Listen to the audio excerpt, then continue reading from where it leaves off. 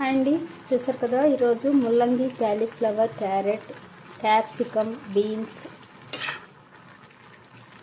ముల్లంగి, carrot, cauliflower, cabbage, beans, carrot అన్నీ వేసి కర్రీ అండి.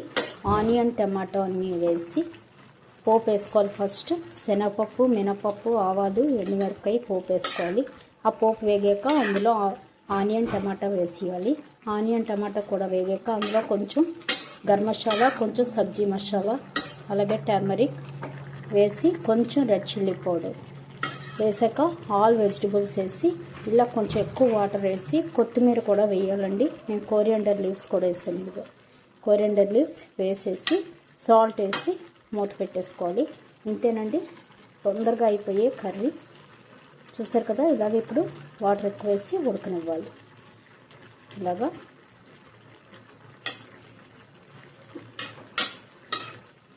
ఇది ఓన్లీ ఒట్టి కూర తినడానికి వెజిటబుల్స్ కర్రీ, ఆరోగ్యానికి మంచిది కదా, దానికోసం.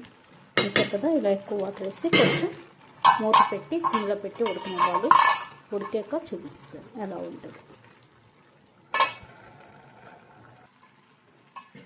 చూసారు కదా. ఇలాగ ఉడకనివ్వాలి బాగా.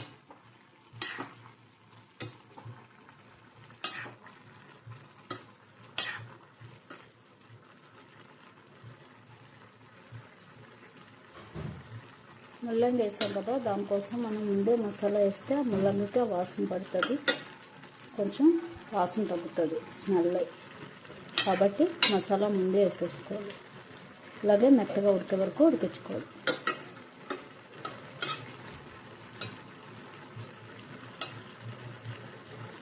సరే, ఇంకా ముల్లంగి ఉడకాలి.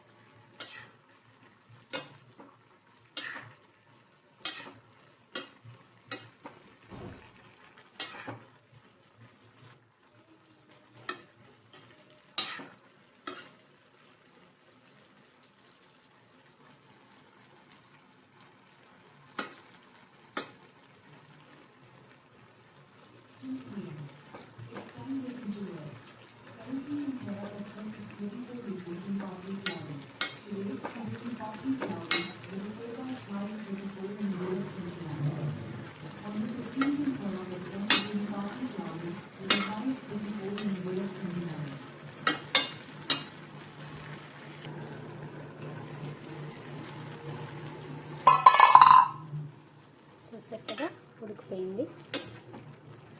ఇంతేనండి, ముల్లంగి, కాలీఫ్లవర్, క్యాబేజ్ కర్రీ రెడీ. ఇంకా ఈ వాటర్ అంతా ఎగిరే వరకు ఉంచేసి ఆఫ్ చేసేయడమే. హైలో పెట్టి మూత తీసి వదిలేస్తే వాటర్ అంతా ఇదైపోతుంది. ఇది పొడపలాడుతూ తినడానికేనండి, మెత్తగా కాదు. అదే దీనిలా కాదు, పేస్ట్లా కాకుండా ముక్కలు ముక్కలు. ఇప్పుడు ఈ వాటర్ అంతా ఎగిరే వరకు మనం మూత తీసేసి ఉడికించుకోవాలి. కూర అయిపోయినట్టు. చూసారు కదా, తప్పకుండా ట్రై చేయండి. ఇప్పుడంతా ఒట్టి వెజిటబుల్స్ తింటున్నారు కదా, దానికి మనకి ఇలాగ రోజు వెజిటబుల్స్ కావాలి. రోజు వెజిటబుల్స్ అంటే ఏమేం చేస్తాం, అందుకని ఇలాగ అన్నీ కలిపేసి టమాటా, ఆనియన్ అన్నీ వేసి ఇలా చేసేసుకుంటే అయిపోద్ది. తప్పకుండా ట్రై చేయండి. Thank you.